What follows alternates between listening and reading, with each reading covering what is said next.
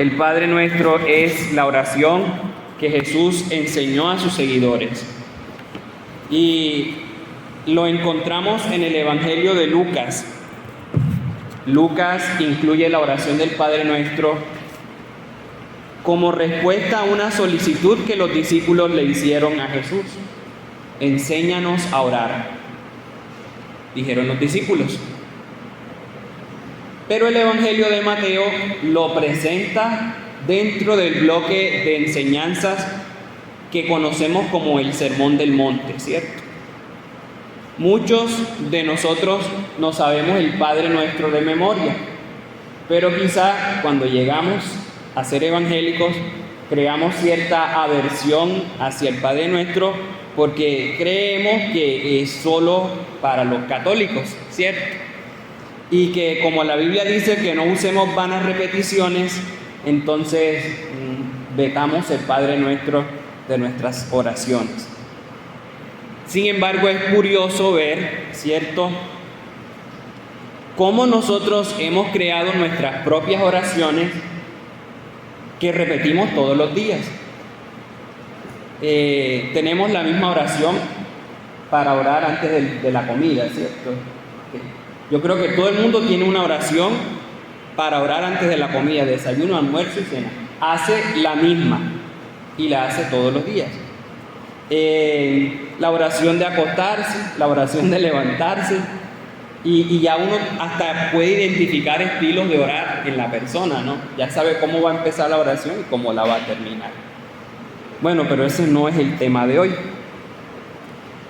Pareciera que nuestra forma de orar como evangélicos fuera mejor que la de otros, pero sin darnos cuenta hemos caído en lo mismo que hemos venido criticando y condenando. Mucho se ha hablado acerca de la oración, son miles los sermones, son miles los libros que se han escrito acerca de cómo orar, cuándo orar, cuánto tiempo orar, por qué orar, por quién orar. Y hemos escuchado afirmaciones como que la mejor oración es la que se hace de rodillas, o que la mejor oración es la que se hace en la madrugada, o que si oras más de 2 horas diarias vas a tener más poder, o que la oración más poderosa es la que se hace cuando estás ayunando o vigilando, o que entre más duro ores, más Dios escucha, o que por el contrario ores despacio para que el diablo no te oiga lo que estás pidiendo. En fin, un número de cosas que hemos escuchado, algunas pueden ser ciertas, otras quizás son inventadas y otras quizás no sabemos, ¿cierto? Pero en el día de hoy yo quiero hablar de algo que yo descubrí mientras hacía el devocional del 1 de enero. Y es precisamente en el Padre Nuestro. Curiosamente en esos días, el pastor me compartió el tema de la semana, del año. Me dijo, el tema del año va a ser este.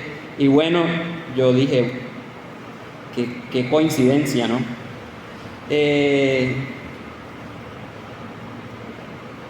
Quiero que abordemos hoy el Padre Nuestro desde una visión diferente.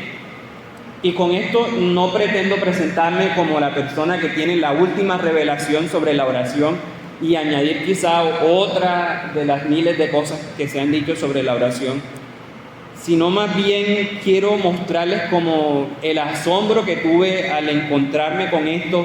Quizá usted no se asombre hoy, porque esto había estado frente a mis ojos todo este tiempo y yo lo había pasado por alto, no lo había visto. Entonces, como les digo, no pretendo presentarme como alguien que tiene la última revelación con respecto a la oración, ni como el que más ora, porque debo confesarles también que una de mis luchas más grandes es la oración. Sin embargo, quiero que hablemos hoy del sentido de comunidad que tiene la oración. El sentido de comunidad que tiene la oración. Si ustedes se dan cuenta, el Padre Nuestro está escrito en plural. ¿Sí se dieron cuenta? Jesús no dice Padre mío, Jesús no dice dame, ¿cierto? Toda la oración del Padre Nuestro está en plural, en sentido de comunidad, en sentido de todos. Entonces, hoy quiero que miremos esa parte comunitaria del Padre Nuestro, de la oración como tal, y los invito a que por un momento nos salgamos de esa familiaridad que tenemos con el texto, como ya no sabemos el Padre Nuestro, como ya no sabemos el texto, que nos salgamos de esa familiaridad y que dejemos que el Espíritu Santo nos hable en esta mañana. Mateo 6, 9 al 13, ahí encontramos el Padre Nuestro que ya todos no sabemos, ¿cierto? Yo los invito a que lo hagamos juntos, ¿les parece? ¿Les parece que lo digamos todos a una sola voz? Amén. Entonces, dice Jesús, y cuando oréis, hacedlo de la siguiente manera: Padre nuestro que estás, santificado sea, venga tu reino, hágase tu voluntad en la tierra. El pan nuestro de cada día, y perdona a los que nuestros deudores, y no nos, mas líbranos del mal.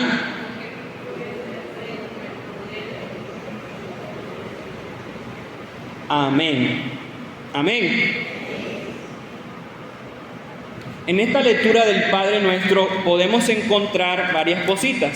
El Padre Nuestro comienza con una invocación, ¿verdad? Comienza invocando a Dios, Padre Nuestro. Y luego siguen 3 peticiones, y esas peticiones tienen que ver directamente con Dios. ¿Cuáles son? Santificado sea tu nombre, venga tu reino y hágase tu voluntad. Y luego vienen 3 peticiones que tienen que ver con nosotros. ¿Cuáles son? Danos el pan, perdona nuestras ofensas, no nos dejes caer en la tentación y líbranos del mal. Y la oración termina con una alabanza, ¿cierto? En el día de hoy solo vamos a mirar la invocación y las 3 peticiones que tienen que ver con nosotros. A eso yo he llamado los 4 nuestros del Padre Nuestro. ¿Cómo se titula? Los 4 nuestros del Padre Nuestro. Vamos a ver cómo la oración del Padre Nuestro, o cómo la oración de la manera en que Jesús nos enseñó, es una invitación a cuidar los unos de los otros. Y vamos a empezar con el primer nuestro. El primer nuestro es Padre Nuestro. Es la invocación, ¿verdad? Padre Nuestro. Quiero decirles que esta fue la primera frase que movió mi corazón.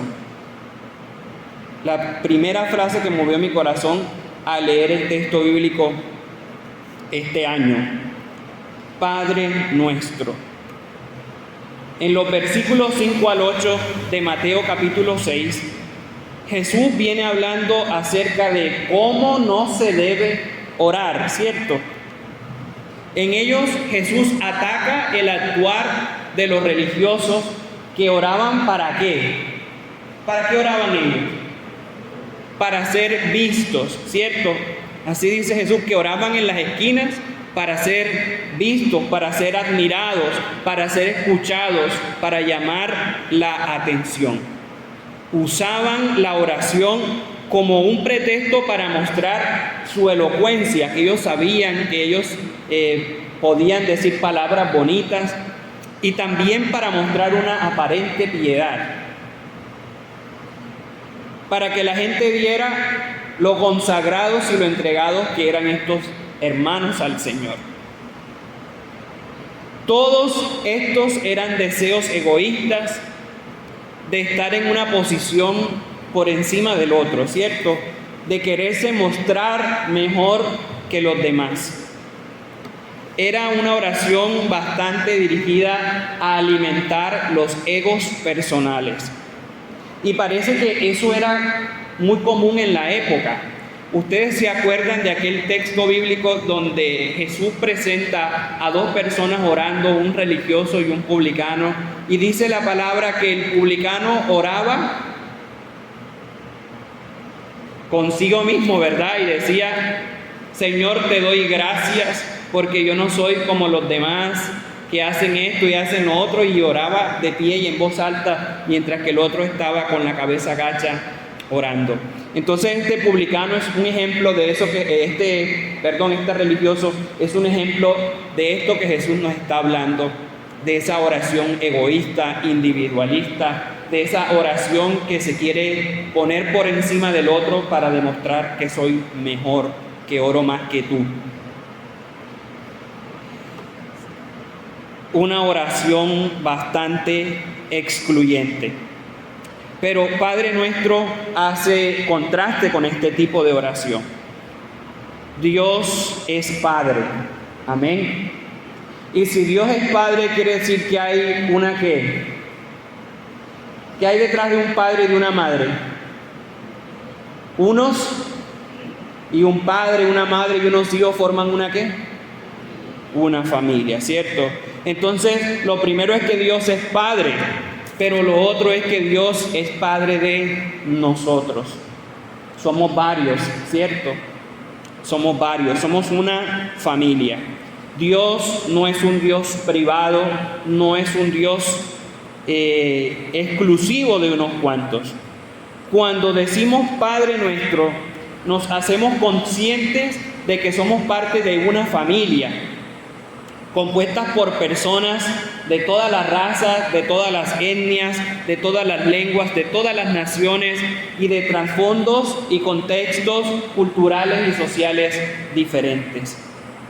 En medio de un mundo cegado por el individualismo, Jesús invita a sus seguidores a ser parte de su familia, a ser acogidos por el amor del Padre y acoger a otros con ese mismo amor con que Él nos ha recibido.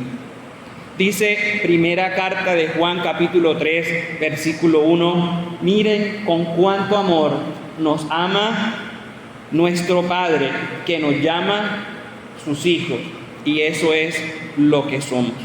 Nosotros podemos llamarlo Padre, puesto que Él nos llama hijos, y por eso nosotros podemos llamar a otros hermanos. Amén. Por eso podemos llamar a otros hermanos.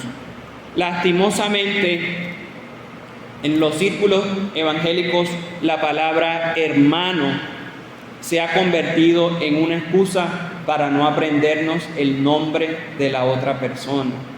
Y entonces simplemente le decimos al otro hermano o hermana, a veces no tanto porque en realidad estamos creyendo que somos parte de la misma familia y que compartimos la misma sangre de Cristo, sino porque no nos sabemos el nombre de la hermanita aquella que se sienta allá al lado del otro hermanito que viene de no sé dónde. Y yo creo que yo soy culpable de este pecado muchas veces. Nos llamamos hermanos porque somos hijos de nuestro Padre, amén, y no porque no nos sabemos el nombre de la persona que asiste a la iglesia junto conmigo y que es parte del cuerpo de Cristo junto conmigo. Entonces yo creo que ahí nos queda una primera tarea, ¿verdad? Aprendernos el nombre del hermano, por lo menos. Entonces ese fue el primer nuestro, ¿no? Tenemos un Padre, somos parte de una familia, compartimos la sangre de Jesús, somos el cuerpo de Jesús, amén. Somos parte los unos de los otros y la invitación de Jesús es a dejar el individualismo y a vernos como familia. El segundo nuestro del Padre Nuestro es ¿cuál? ¿Cuál es?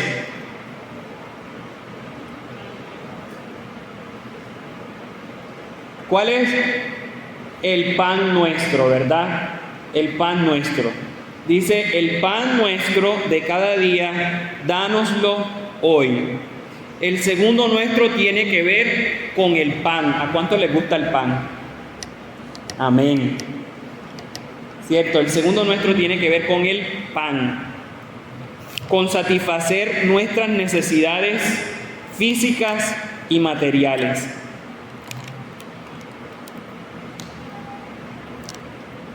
Al decir o al orar nuestro pan o el pan nuestro, somos orientados a pensar no solo en nuestras necesidades, sino también en las necesidades de los demás.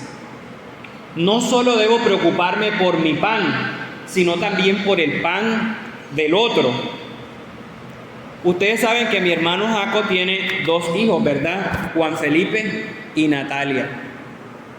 Juan Felipe desde muy pequeño, desde muy bebé, cuando uno le daba algo a él, un dulce, un pedacito de pan, o fuera un regalo, una camiseta, algo que uno le llevara a Juan Felipe, un pedacito de pan, él lo recibía, pero siempre decía, ¿y el de Nati?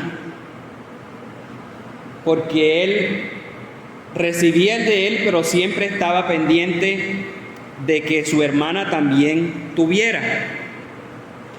Él pedía siempre para su hermana, siempre, todavía es y ya está grande y lo sigue haciendo. Él pide para Nati.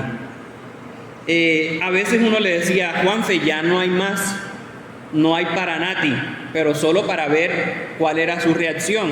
Entonces Juanfe iba y compartía de lo que él tenía con ella, pero él no se quedaba sin que su hermanita tuviera algo. Es más, a veces uno sale con él a hacer un mandado y de pronto uno le va a comprar algo y dice, ¿y te queda para Nati? Porque si no queda para Nati, entonces cómprame algo más barato para poder llevarle a Nati. Juanfe la vida de Juanfe me hace recordar esto, ¿no? El pan nuestro. El pan no es solo para mí. El pan es para compartirlo. Pedir para el otro y compartir lo que me ha sido dado es pedir el pan nuestro. Con frecuencia pedimos y queremos acaparar. Mientras alcance para mí, no importa el otro, ¿verdad? A veces cogemos, repartimos y decimos hasta donde llovió hubo barro, y el que se quedó sin nada, se quedó sin nada, ¿verdad? Recuerdo que en tiempos de pandemia la gente se volvió loca, ¿verdad? Cuando dijeron nos vamos a encerrar y todo el mundo se volcó a las tiendas, a los supermercados y desocuparon los supermercados comprando en cantidades. La mayoría de la gente compró papel higiénico, no sé por qué, pero la gente se llenó de tantas cosas, ¿cierto? De tantas y tantas cosas. Y quienes más compraron fueron quienes más dinero tenían. Los que menos dinero tenían obviamente no alcanzaron a comprar lo suficiente, y cuando llegaron a comprar ya todo estaba caro, porque entre más uno compra, más costosas se ponen las cosas, ¿cierto? Ley de la oferta y la demanda. Dejaron los estantes vacíos sin importarle si quedaba para el otro o no quedaba para el otro, ¿verdad? Mientras yo me llene, mientras yo tenga seguridad, lo demás no importa. El pan mío importa, pero también importa el pan del otro. En Jesús no es sálvese quien pueda. En Jesús es salvemos a los que más podamos. El pan nuestro de cada día nos recuerda que Jesús es ese pan, ¿cierto? ¿Recuerdan la escena de la última cena donde Jesús parte el pan y dice, este es mi cuerpo, ¿verdad? Este es mi cuerpo. El pan nuestro de cada día es ese Jesús que se parte y se comparte por nosotros. Entonces, partamos y compartamos el pan con los demás. Amén. Amén. Padre nuestro, pan nuestro, y ahora vamos al tercer nuestro, que son nuestras faltas. Nuestras faltas. Dice la oración: perdona nuestras deudas o perdona nuestras ofensas, como también nosotros perdonamos a los que nos ofenden o a nuestros deudores. La oración es escenario de perdón. Amén. La oración es escenario de perdón. En la oración nosotros particularmente vamos y pedimos perdón, porque somos conscientes de que hemos fallado, de que le hemos fallado a Dios, que tenemos una necesidad de ser perdonados. Pero también la oración debe ser un escenario en el que yo reconozca mi necesidad de perdonar o de pedir perdón al otro también. Somos invitados en la oración a establecer una relación con el Padre, a restaurar la relación con el Padre, pero también la oración nos invita a restaurar la oración con los hermanos. La oración es un espacio para el encuentro con Dios, pero también la oración es un espacio para encontrarnos con nosotros mismos y con los demás, para ser confrontados en lo que tenemos que perdonar, en las cosas que están mal en nosotros y que están mal en la relación con los hermanos. Recordemos que en Mateo 5, 23 al 24, tan solo unos versículos antes a la oración del Padre Nuestro, Jesús está diciendo: por tanto, si traes tu ofrenda al altar y allí te acuerdas que tu hermano tiene algo contra ti, deja allí tu ofrenda delante del altar y anda y reconcíliate primero con tu hermano, y entonces ven y presenta tu ofrenda. Y cuando hablaba de ofrenda allí, no hablaba de la moneda ni del billetico que uno echa en el alfolí, sino del sacrificio que se hacía en el altar, ¿cierto? Y ese sacrificio en el altar era un sacrificio que se hacía para perdón, ¿cierto? O para gratitud, o para la remisión de los pecados. Entonces, si tú llegas al altar, si tú llegas ante la presencia de Dios y estando allí con Dios, te acuerdas que alguien tiene algo contra ti o que tú tienes algo contra alguien, pues deja eso allí y ve y reconcíliate primero. Ve y reconcíliate. La oración debe incomodarnos. Debe llevarnos a perdonar y a pedir perdón. En los versículos 14 y 15 del capítulo 6, donde estamos leyendo el Padre Nuestro, también dice que quien se niega a perdonar, se niega a recibir el perdón de Dios. Uno no puede pedir perdón si se niega a perdonar a otros. Porque cuando uno pide perdón es ¿por qué? Porque está ¿cómo?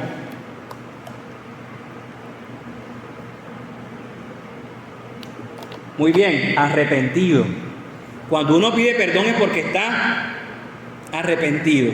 Entonces, si usted se niega a perdonar a otro y va a pedir perdón delante del Señor, ¿está usted arrepentido?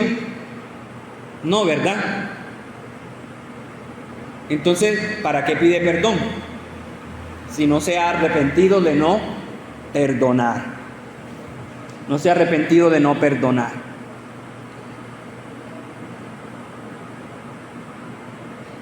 Uno, cuando no perdona, prefiere seguir en su pecado.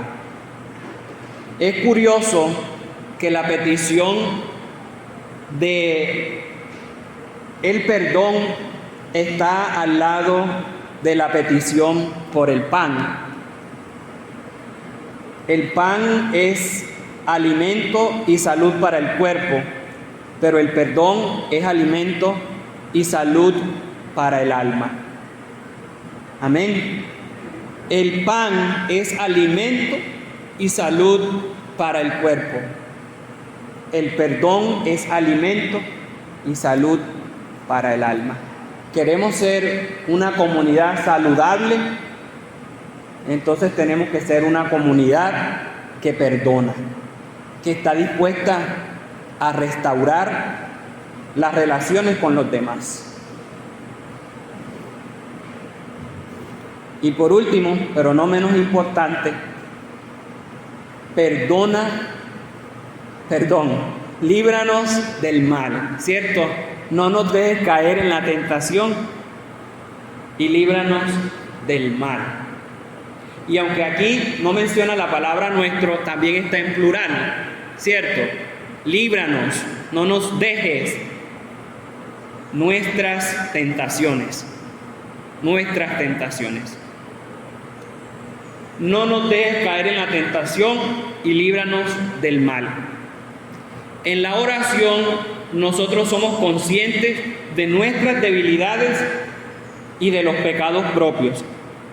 En la oración nosotros vamos ante el Señor y es donde podemos confesarle nuestras luchas, nuestras debilidades, nos hacemos vulnerables, ¿verdad? Cosa que quizás no nos atrevemos a hacer frente a otros. Allí reconocemos, Padre, yo estoy fallando en esto, soy débil en esto, estoy pecando en esta parte de mi vida, estoy fallando en esta área de mi vida. Pero eso lo reconocemos con respecto a nosotros mismos. Y en muchas ocasiones se nos olvida que nuestros hermanos también son seres humanos, que ellos, al igual que nosotros, también tienen tentaciones y que también tienen luchas, que también tienen debilidades como nosotros, también son tentados. Entonces, como se nos olvida eso, nosotros somos ligeros y facilitos para condenar al que resbala, para condenar al que cae, olvidando que nosotros muchas veces también hemos pisado la conchita, nos hemos resbalado, nos hemos caído, pero hemos contado con la dicha que nadie nos vio caer y no pasó nada. Entonces, hermanos, en esta parte de la oración somos convocados a la misericordia.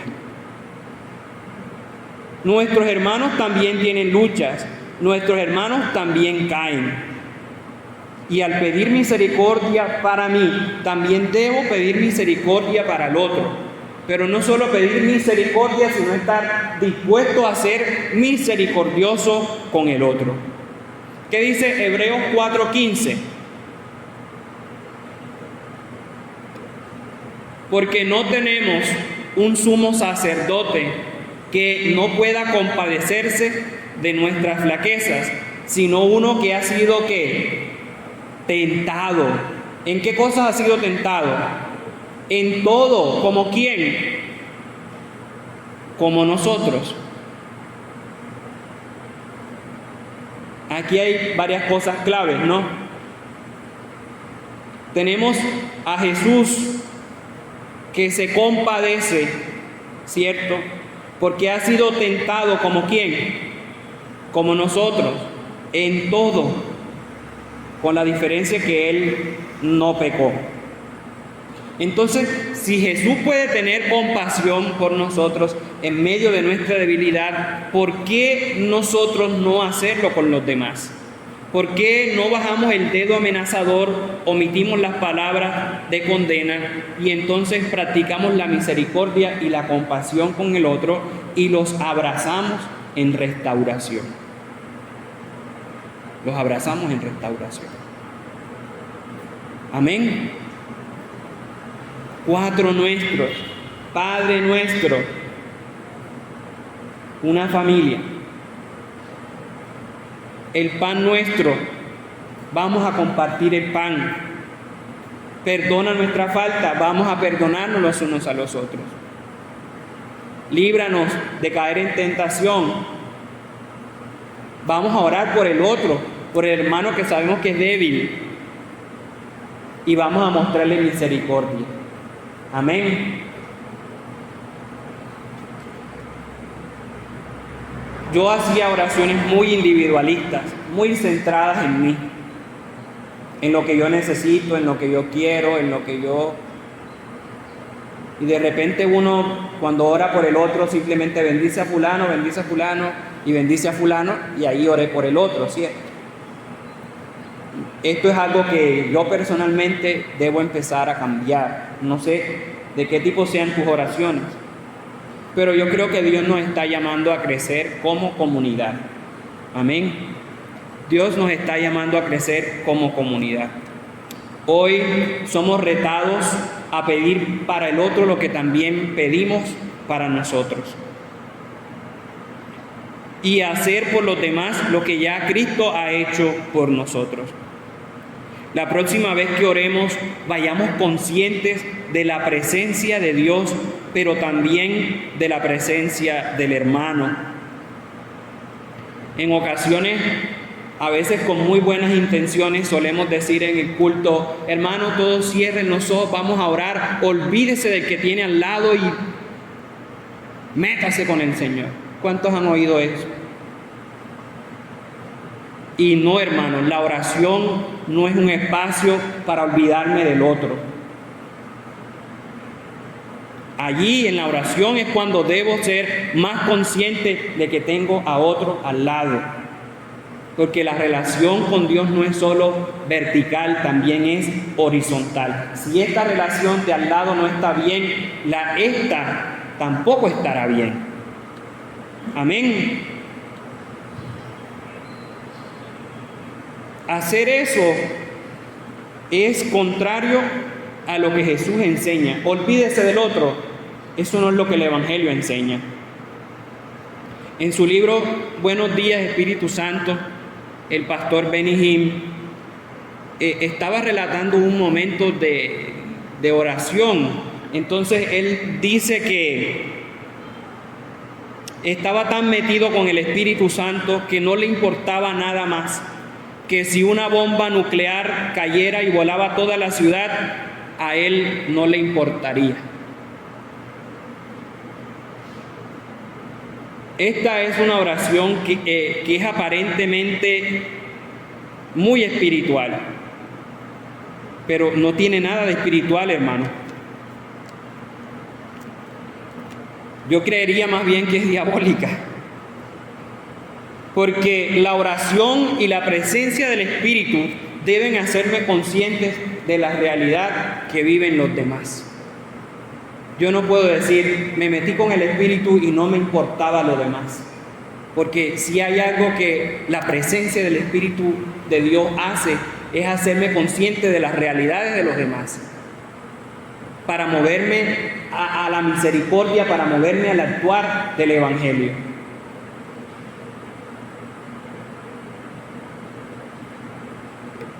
He estado pensando, y espero que no se me malinterprete lo que voy a decir, en que tenemos que dejar de orar por el otro y empezar a orar con el otro. ¿Sí oyó bien? Tenemos que dejar de orar por el otro y empezar a orar por el otro. Nosotros a veces sin querer hemos estado estableciendo relaciones de poder con la oración, porque creemos que el hermano que ora es el que tiene autoridad, el que tiene poder, y a veces vamos donde el hermano para que ore, ¿verdad? O mandamos al otro, vaya allá donde el hermano fulano que lo ore, porque ya decimos hasta que lo ore, o vine a que me oren, ¿sí o no? Vine a que me oren, o vaya allá para que lo oren. Porque hemos centrado como que el poder en la persona, ¿cierto? Incluso en la oración, y nos hemos olvidado del poder que está en el que finalmente recibe nuestra oración. Pero eso es otro tema. Entonces, sin querer queriendo, hemos establecido relaciones de poder y no de acompañamiento a través de la oración. El que ora, en muchas ocasiones, yo no puedo decir que eso se da aquí en la iglesia, no puedo decir que eso se da aquí, pero muchas veces el que ora lo hace para demostrar un despliegue de poder en que tiene la unción y a veces lo hacemos para tumbar al otro, y entre más tumbadera haya de gente en el suelo, mejor. Entonces la persona cayó al piso, lloró, pero cuando se paró de allí, quizás siguió igual.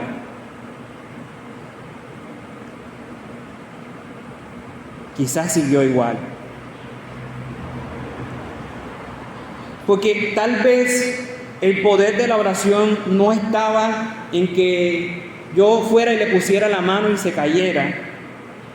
El poder o la unción estaba en que el hermano se sintiera acompañado, en que se sintiera sanado y restaurado en la oración comunitaria, en que se sintiera acompañado, escuchado y atendido.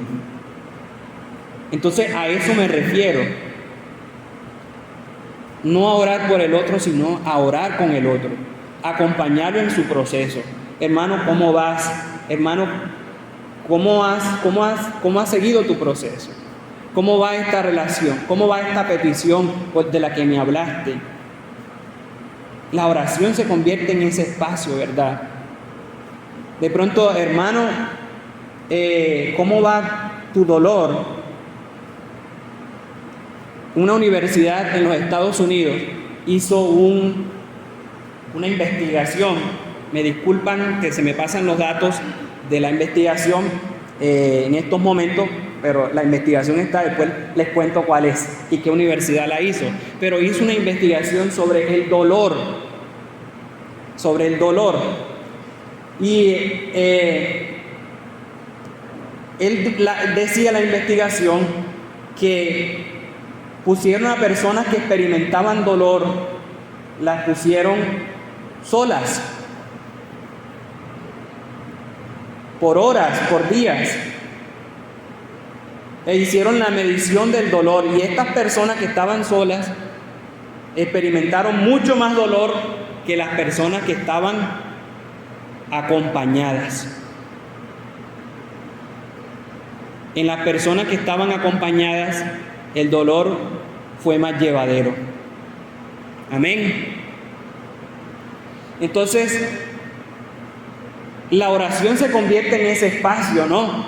De acompañar al otro en el dolor, de acompañar al otro en la tristeza, de acompañarlo en la alegría, en la gratitud, de acompañarlo en la necesidad, de acompañarlo en la restauración. Jesús, la noche que iba a ser entregado para luego ser crucificado, dice la palabra que se sintió muy angustiado, ¿cierto? Y él convidó a los discípulos, ¿a qué? Los convidó a orar. Vamos a orar, vayan y oren conmigo. Y Jesús estaba tan angustiado esa noche. Y cuando viene y regresa, se encuentra a los discípulos como dormidos. ¿Y qué les dijo Jesús? Velad y orad para que no entréis en tentación. ¿Cuál tentación? Y me gusta esto que escribió el pastor Jova, como sus palabras prestadas de él. La tentación de abandonar al hermano en su noche oscura. La tentación de la indiferencia y apatía, muchas veces disfrazadas de frases piadosas como Dios tiene un propósito con esto, Dios le da las peores batallas a sus mejores guerreros, a los que aman a Dios todas las cosas les ayudan a bien, y quizás todas estas cosas sean ciertas, pero a veces somos crueles y fríos emocionalmente en nombre de Dios, porque primero está la empatía y después la teología. Entonces el Padre Nuestro, hermanos, se convierte en una invitación a orar con sentido de comunidad, cuidando los unos de los otros.